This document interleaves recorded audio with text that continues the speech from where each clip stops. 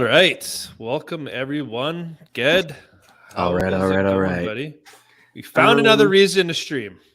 we found another reason to be on the internet, and it's not Pornhub. I mean, No. it is a win today. Hey. Things are good, man. Things are busy. We are ramping up, about to go into renovation. We are targeting opening the end of February. For those of you that have absolutely no idea what I'm talking about, we are opening a simulator in Guelph, Double Cross Sim Lounge, and we are in absolute full hemorrhaging of the money go mode. And just for people's perspective, you were once, maybe still are, quite the golfer. I have been known to get it around. Yes.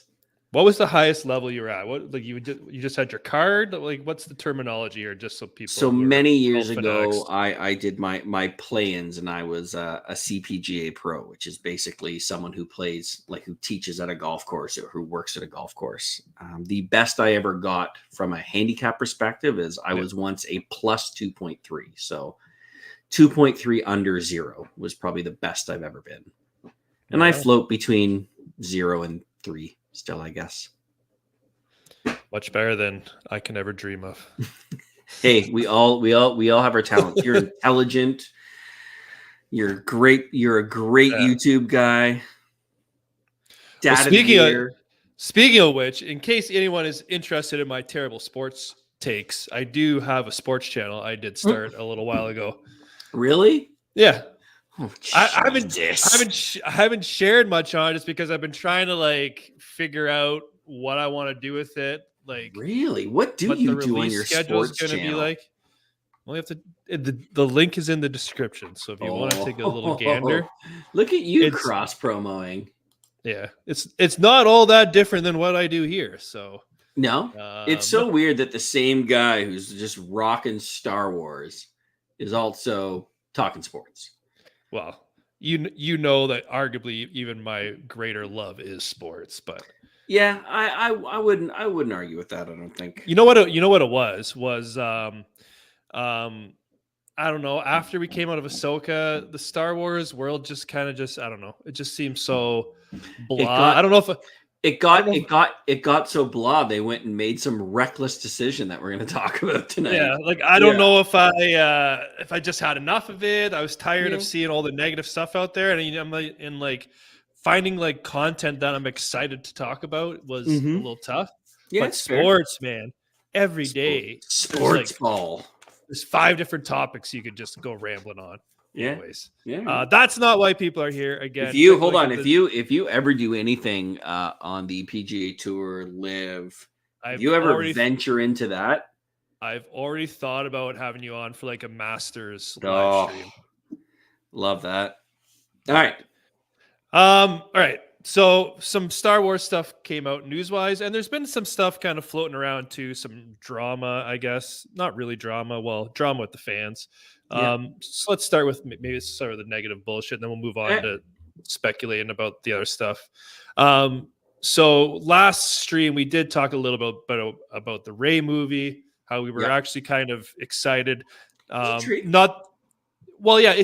we just if you break it down to just the bare bones, we just want something that's well written, well acted, and it doesn't matter the characters are in it, as long as you have those very simple ingredients critical to a story, you can make a compelling thing.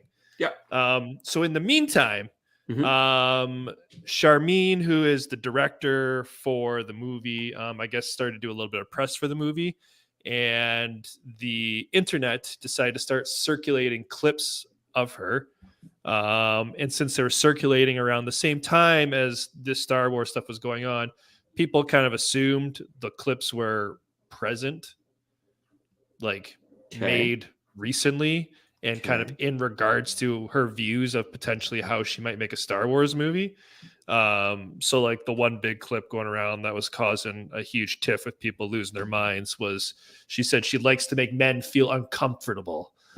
And a lot of pro-feminism stuff like that and pro-women stuff. So obviously a Rey movie, Star Wars, everyone starts losing their mind. But if you just peel back the onion a little bit, take a step backwards. Yeah. The clips are completely out of context. Like they are about the honor killings and all the other drama that goes on in Pakistan, and they were about specifically the treatment of women in Pakistan, and they were about the documentary she made about it. So like Yeah. clips are completely out of context. And like I know a lot of people know that now, but I still see multiple posts and comments to this day about people destroying her Yeah. over her comments. And like not really her, but like destroying Disney for making the decision to bring her on. So never underestimate the stupidity of the average person. Sorry for any of you Yeah. watching out there that gets offended by that statement. But if anybody watching this takes a moment and deep breath and thinks about that one buddy of theirs that forwards them an article based on a title and an image, who doesn't bother to click on it or find any context, you'll agree with me. Never underestimate the stupidity of the average person. Yeah. And like, you know, with the backlash of like some of the stuff Disney has gotten, Bob Iger coming out and saying we got to focus on story, not on messaging. Yeah. You really think that Lucasfilm would then turn around and then hire someone and have that someone come out and say that stuff about Star Wars? Like, no, of course not. Like it's like people I just hate that the fandom just wants to hate. Like like people make their mind up from day one and want to hate. And then once people digest that, then they go to, well, she's a documentary maker. There's no way she can handle a blockbuster like Star Wars. And again, I am not suggesting she's going to make the best Star Wars movie or even a good Star Wars movie, but we haven't even seen it yet. Like, let's just let them make the damn movie. And here's the thing, like the last run of movies, and I want to touch on the director who did Rogue One in a minute. We'll talk about that in terms of storytelling. But you know, you bring in J.J. Abrams, you bring in Rian Johnson, you bring on all these big names, and they get absolutely panned. And you would think that they would be the people you'd want to tell the story. I applaud Disney for going the route of finding a storyteller. And I can't think of it off the top of my head, but I watched a pretty big movie recently, and the director was known for being a great storyteller. And I'm sorry, because I'm totally drawing a blank because my mind's still on the other thing. But it was brilliantly well done. You find directors that, you know, have done documentaries that have literally spent the entire project on, you know, people and human behavior and how they interact. I mean, I am here for that type of Star Wars movie. You fucking nailed the nail right on the head, because yes, it's just documentaries and stuff like that, but she's won 2 Oscars for multiple documentaries. She must know how to tell a very humanizing story that either generates emotion or, you know what I mean? Like, just gets to the crux of it. Like, she obviously knows how to tell that. And, you know, to wrap it up in all the Star Wars stuff, they got a team at Lucasfilm for that. You know what I mean? They got people. They're second unit directors. If she needs help shooting a space battle sequence, I'm assuming she's just not going to be thrown to the wolves on that. She's going to craft a very, you know, you would hope, a very human story with some great character development and all the stuff that people have been wanting from previous Star Wars things from Disney that they haven't got. Yep. And you nailed it too. People are panning her because maybe she can't make a Star Wars movie. And again, we don't know if she can. Like, let's just let it play out. But to the same thing you said, I guarantee you when Rian Johnson and J.J. Abrams were first announced, people were like, fuck yeah, those guys know exactly what they're doing. And look what happened. Yeah, like, and then they got slammed because they couldn't create a story, or the fans believed they couldn't create a story that was compelling enough for people to, you know, for people to get behind. Yeah. So I think we're on the same boat here. Like, we're just let's just let it happen. Like Disney has made. You brought up Rogue One. They've made a great movie in Rogue One that most people agree is a very good movie. Yeah, you know, and that director just made a new movie. Now, I know this is Star Wars, but same thing. Gareth Edwards just released The Creator, which is now on Disney Plus. And I watched it last week, and it is bonkers good. Yeah. Bonkers good. when we got done our Rebel Moon review, I literally saw a creator was released on Disney Plus, and I literally thought to myself, what did I give it? Because I did a review for it. I think I gave the creator an 8 or 8.5 out of 10. I gave Oh, Rebel Moon 7, and then I thought back to it. I'm like, man, the creator is just such a step above Rebel Moon. I was like, bonkers I good. feel like I gave Rebel Moon too high or the creator I too feel like low. I gave Rebel Moon way too high because I Yeah, based it on the first 70% of the movie, which was yeah, I enjoyed, but the creator was just yeah, sweet God. Anyway, the point I'm trying to make is every time you have a great storyteller step into something larger scale, it seems to have a greater effect than those who come in with the bravado of the J.J. Abrams and the Ryan Johnson of the world, because they just it's adapting that largeness to try yeah. and create a story. I'd rather see a storyteller Start small and try to yeah, grow it like even with into the the property, and I know universe. this is a Yeah, sore topic for you, but like Rogue Squadron, that movie obviously got bounced and bounced and bounced and bounced and bounced, right?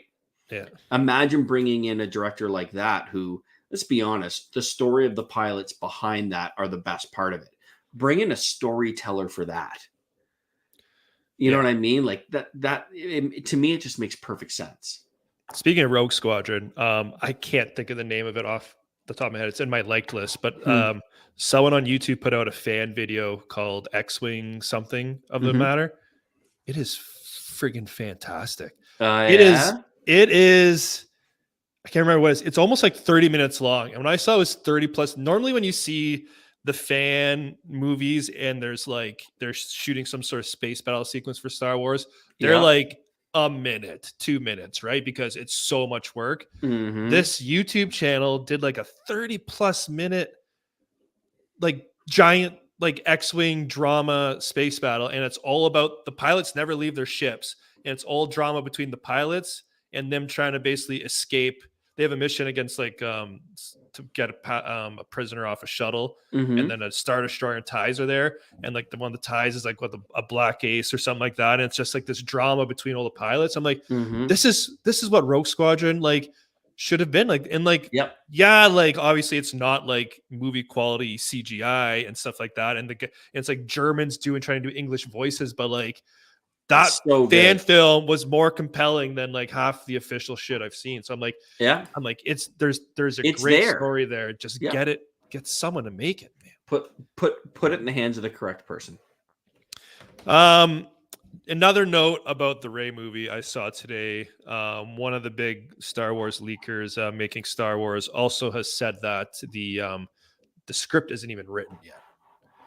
So the script's coming from Stephen Knight, who is doing Peaky Blinders, and again, like you're on one aspect, you got the documentary pro Hmm. woman director, and the other hand, you got the grimy Peaky Blinders I crime like that. series, Yeah. right? So like, and he's writing the story. So like again, people balance your outlook here because it's coming. The actual story is being written by the Peaky Blinders guy. So, Yeah. No, I like um, that. but from an again, I'd actually have a little concern that there's no even script for it yet because Stephen Knight isn't the first one who is writing it. It was originally that this was like the Damon Lindelof, whatever his name is, of Lost fame and The Leftovers, was originally penning this, and then they had mutual differences, and he's had to leave the project. Fair. So Stephen Knight's now in, and he still doesn't have a script yet. So like, I just Disney doesn't have a great track record with the rotating door of directors and No. writers and stuff like that. So that would concern me given their history. That's And fair. I'm also a little concerned, just a little bit for Daisy Ridley. Like she took it on the chin a bit from fans. She's coming back to do another movie, and she doesn't even have a script. Like she says she knows the story, but if she doesn't have a script, like what does she really know? I don't know. Yeah. But I guess that paycheck, it doesn't matter what fans think of you. You're getting paid, right? Well, there Money is that. talks. Money Money does talks. talk. Yep. Money talks. Any other thoughts on the Ray movie before we move on?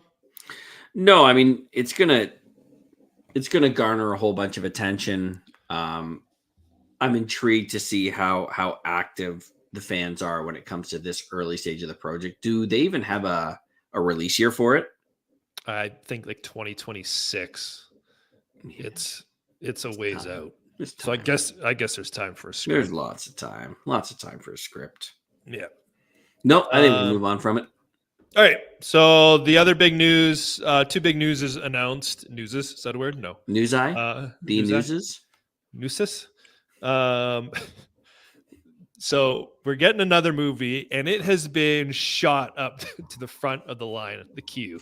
It's past the Ray movie. It's past the Filoni movie. Yeah. We're getting the Mandalorian Grogu. How do you feel about it? I think that it was a knee-jerk reaction to the fact that Mandalorian Grogu blew the Star Wars world up. They had their run of the show for at least a couple of years. And after Ahsoka and Andor, the fans were left not happy. Right or wrong.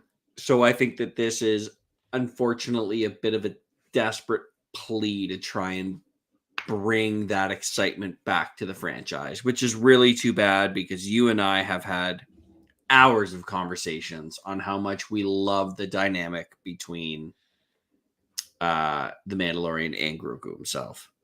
Do we know any information? Do we know when it's taken? Do we know if it's based on him, like basically after the last season of the Mandalorian, and he's going to be his apprentice? Like, what does that even look like? Yeah, like there was rumors that Grogu was going to play a big part in the Rey movie, actually. But it's like I don't know. It's like, so for one, I doubt we're getting a Mando season 4 anymore. Like that's probably gone. That's kind of what I'm wondering. Is this going to saw off that series? Yeah, I think Mando and Grogu are done as a series now. Mm-hmm. Which, hey, so I don't know how I feel about it because I would have loved another, like, I love getting like the little mini movies every week, right? Like it's and like I know season 3 was, not as good as season 1 and 2, but I think just running out of stuff to write about. I actually for that reason I like the fact they're bringing it to an end in a movie. Yeah, because we talked about it before. We think they ran into an issue of trying to tie all these series in together because you have Ahsoka going, you have the Skeleton Crew. I think loops in a little bit whenever that goes. You got the Ahsoka movie plan. Like there's a lot of moving pieces, and I think that's partly why they didn't really know what to do with season 3 because of all the other stuff and moving, and maybe it was just a little rushed.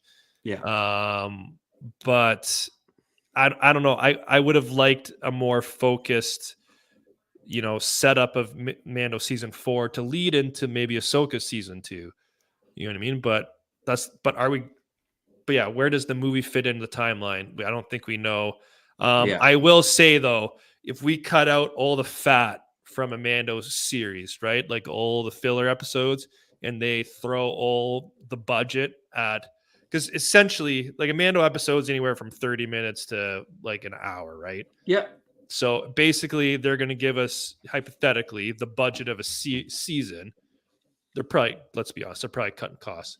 But they're going to throw extra money at it because it's a movie. Like I hope they don't treat it like just this Disney Plus thing. Like I hope it's actually in theaters, crawl, everything. Like it's an experience. Yeah. And they do that, it's that means to me, like I hope it's not all shot in the volume. Like I hope it's on location. Hope it has like wide sets like Andor. Like really, if you're going to go the movie route, really make it a Star Wars movie, not just like a TV movie. You know what I'm trying to say? Yeah, for sure. Yeah, like I want to see, instead of having a battle where it's like Mando's one ship versus like 3 little pirate fighters, give us like a spectacle. They have the potential, right? Depending on the timeline, you have Cobb Vanth, you've got Boba Fett, Fennec Shen. There's no lack. There's we don't 100% know if what's his name is dead. No, he's dead, isn't he? The bounty hunter. Cad? Well, that's the thing. Yeah, we still don't know because the thing started beeping. there is the potential, absolutely the potential, to make this a fantastic movie. If they bring out all the stops, they bring all these characters in for some type of climax. Yeah. I think it'd be brilliant. However, they're gonna have to do it well, and they're gonna have to have a compelling story. Yeah. And I think the biggest thing for me is it Going to be on going Tatooine. Well, no. Yeah. Well, are they tying it into the Grand Admiral Thrawn, Ahsoka, bigger galaxy plotline? Where are you going? I don't think so. I think or it's is it going to be Mandalorian culture based? I think it's being Mando right? culture based. Yeah. So it's going to Yeah. so you would think the movie doesn't really tie into the greater plot thread of what's been getting set up. No, because you brought it up a few minutes ago. There's so much being intertwined. They got to saw one off. They've had a great run with Mando and Grogu. Saw it off. And I guess there's no reason why Mando and Grogu can't show up though in the other properties, just not be the leads. Yep. Right. Yeah, even like you said, the whisper of Grogu being in Rey, that can still very much happen. You can have pop-ins here and there, but it's had a good run. It's time to go. Yeah. How do you feel about Jon Favreau being the one to actually direct?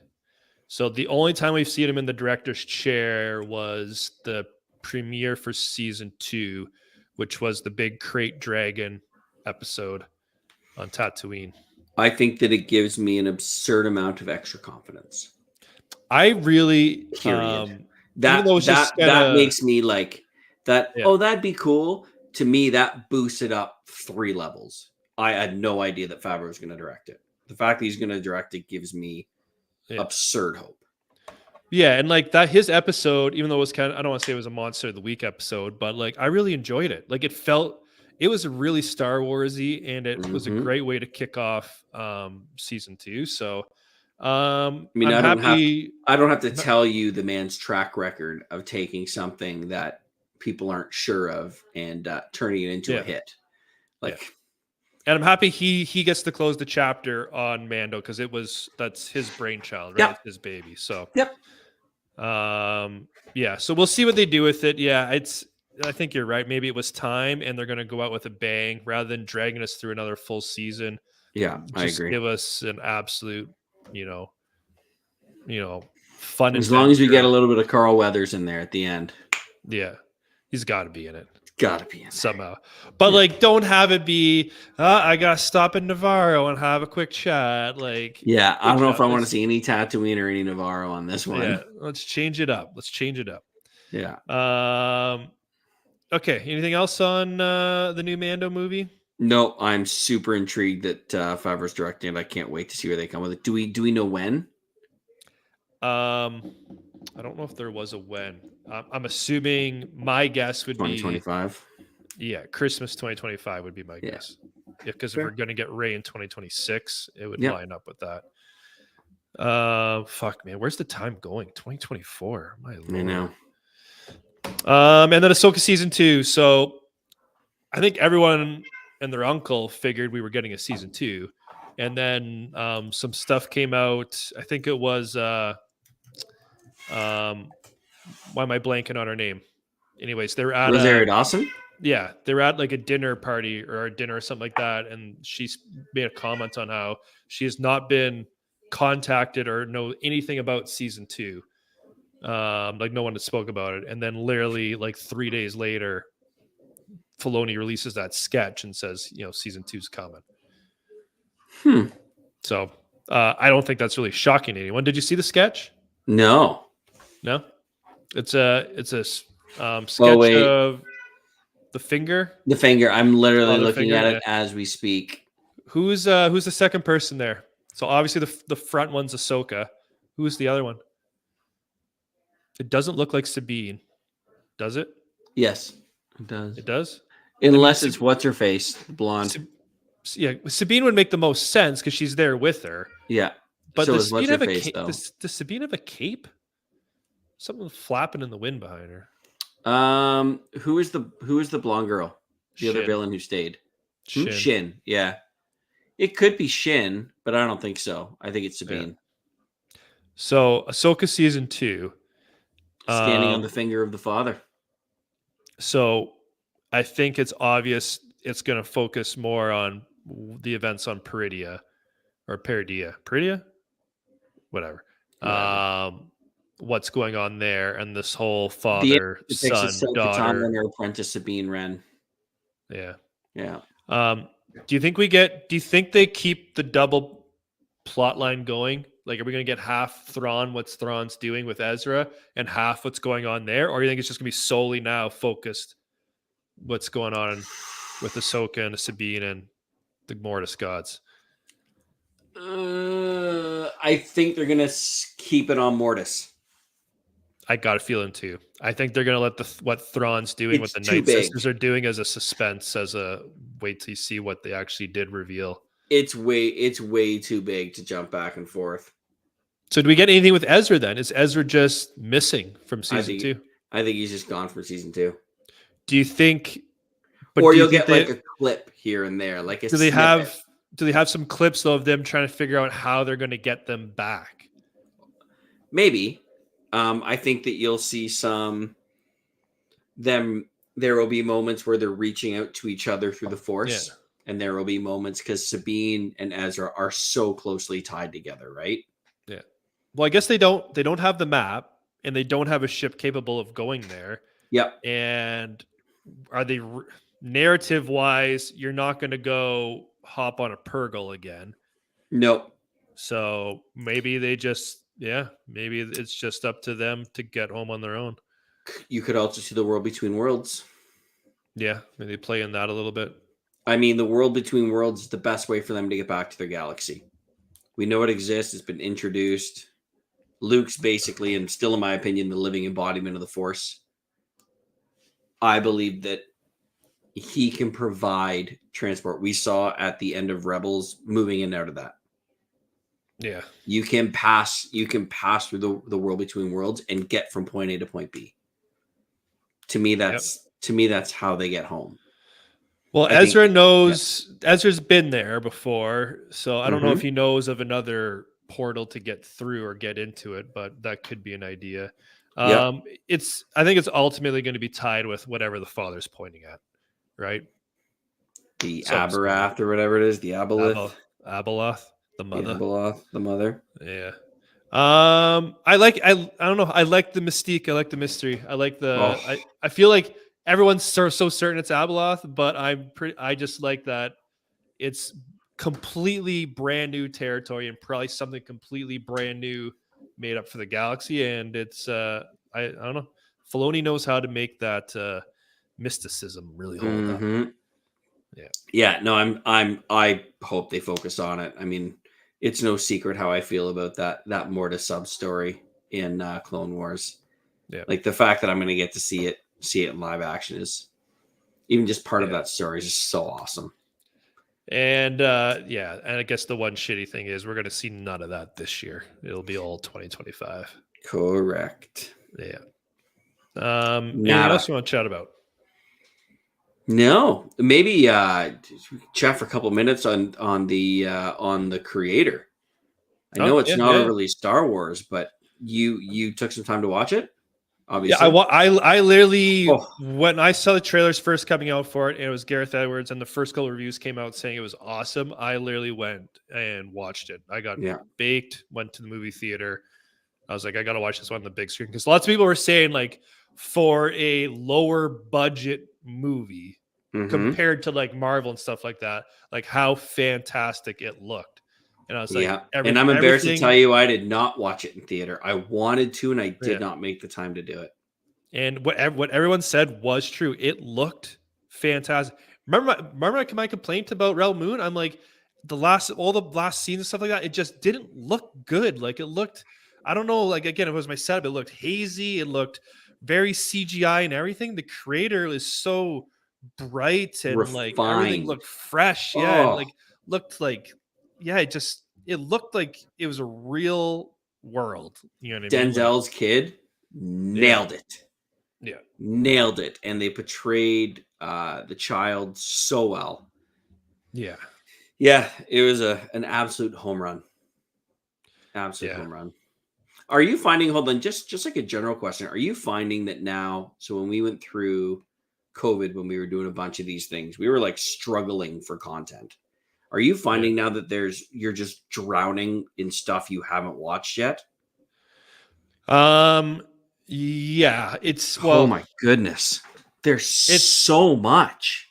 yeah, there's a lot out there, and it's hard with two kids keep you busy. But on saying Yeah. that, at nighttime, it's like if I'm watching something in bed, sometimes I really can't put on something Yeah. crazy violent because No. the old You lady watch doesn't want your to hear that while back. she's trying to sleep. Yeah, I mean, you put on your Yeah, background stuff, but like, and we try and watch them with friends. So I've already seen yeah, Loki, but I'm trying to wait for our friends to come over so we can watch Loki and finish that.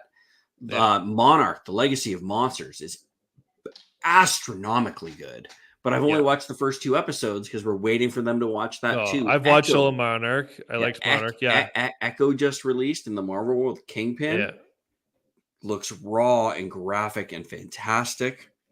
yeah. I haven't seen that. Jack Reacher is out. I haven't watched it. Like, literally, there's just so much content right now. It is really Yeah. tough to keep up. Like I'm always looking for new sci-fi stuff, and Yeah. I've heard is it on Amazon?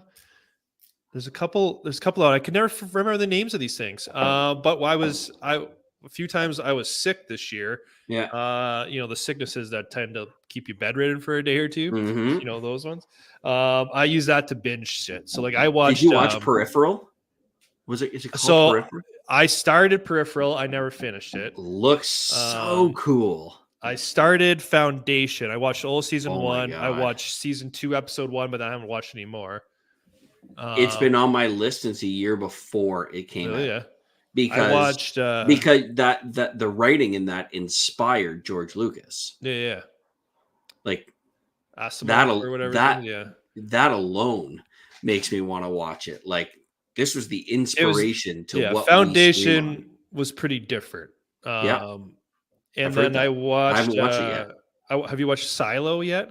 No. Like, Silo's there's so much. Silo is great. Silo is literally fantastic. All right. I couldn't. That one's on Apple as well, I think. I Mhm. can't recommend that one enough. And then I started watching it. I always seen it.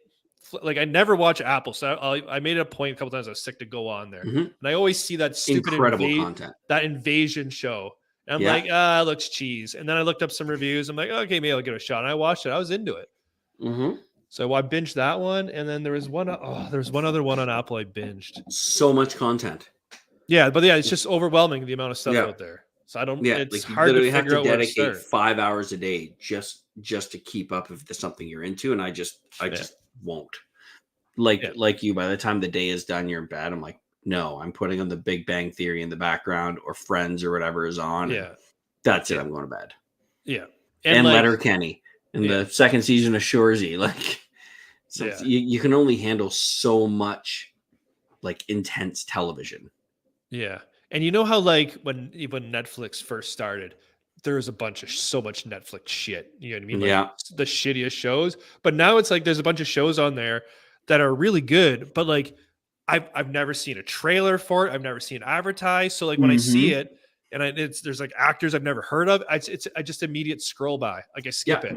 But like I Yeah. know there's like shows on there that I would love, but like it's hard for me other than looking at other people's like what's the top 10 of this genre to watch. Mhm. Unless I go watch some of those, like it takes me 30 minutes just to figure out what to watch. If I'm like, okay, I don't got anything on the go, like new show tonight. Like, what am I watching? What am I watching? Oh yeah. Yeah, you're not wrong. You want me and Kelsey are watching right now that you might and Stace might enjoy if you haven't seen it? The Morning Show on Apple. It looks really good. Reese Witherspoon. Yeah. It's one of the ones that I watch, because it's a mutual thing, but it's very Me Too centric focused. Yeah. But they do an interesting take of the both perspectives of the Me Too situation. One's obviously wrong, but like people who have that perspective. So yeah, it's okay, it's Tyler. One day we'll get you to change your ways. And just like that, Tyler's canceled. Yeah. Ken, why did I lose 38% of my subscribers? Like, man, I was just kidding. The best part is no one made it this far in the video. Yeah, and no one's at minute 35. Yeah, except for Swole Yoda. He'll check in for sure. He'll chime in sooner or later. All right, man. Well, it is great to catch up. I'm glad we did this. Ahsoka 2, love the sketch. Mando Grogu. I hope it's a really cool climactic ending and not just a desperate plea to provide some sort of life into the Star Wars franchise, which is, as much as we've enjoyed it, has never garnered the attention that The Mandalorian did when it came out. And the Rey movie, it's tough because you want to know about it, but there's a part of me that says, don't release anything until there's something to release. Yeah, I'll listen to like the drama on the outside, but I don't. Yeah. I don't want. I don't care if they tell me Pokeroo is going to direct it and Barney's going to write it at this point. Yeah, like just make stuff up until there's something, or else there's just too much speculation, and that's great for publicity. But there are, like, not to be sappy, but there are human beings on the other side of this. People like Daisy Ridley, who I'm sure is a great person. And they end up getting inundated by all of this absurd hate and craze. And they're literally sitting at home and they've never seen a script. And that's, I don't know, man. I think I'm just getting old. There's a line where it's like, what are you doing? Like, leave this person alone. No, it's just, you know what? It's just gotten more and more extreme over the last few years. It's just, I'm just tired. Just tired of it. Like, I just want, like, who the fuck cares? Yeah. You know what I mean? Like why do people care so much? Like, god damn, like, you're not wrong, man. It's a fictional movie with made up characters. Like that guy who freaked out on me. Like the real Star Wars. I'm like, oh, you mean the real one, but space battles and laser swords? Like, what are you doing, man? Like, calm down. Yeah. Like, obviously we love it, but like, if it's not for you, then, you know, it's okay. Well, take a walk. Yeah. All right. All right, man. Nice chatting, Ged. That'll wrap it up for us. Let us know in the comments. Are you excited for Rey? Or are you excited for Rey, or are you going to harass Daisy Ridley? or are you quite angry about the decisions Lucasfilm's making? And then let us know about what you think is going to go on with the Mando and Grogu, because I think we think it's going to be Mandalorian centric, not really tie into Thrawn very much. And you know, with it being a send-off, it better not feel like a TV movie. It better feel like a legit Star Wars blockbuster in the theaters. Yeah. That's my main want. And if Jon Favreau's directing it, you know, hopefully he should be able to give us the goods. He should give us the goods. 100%. Yeah. All right. Peace out, everyone. See y'all on the next one.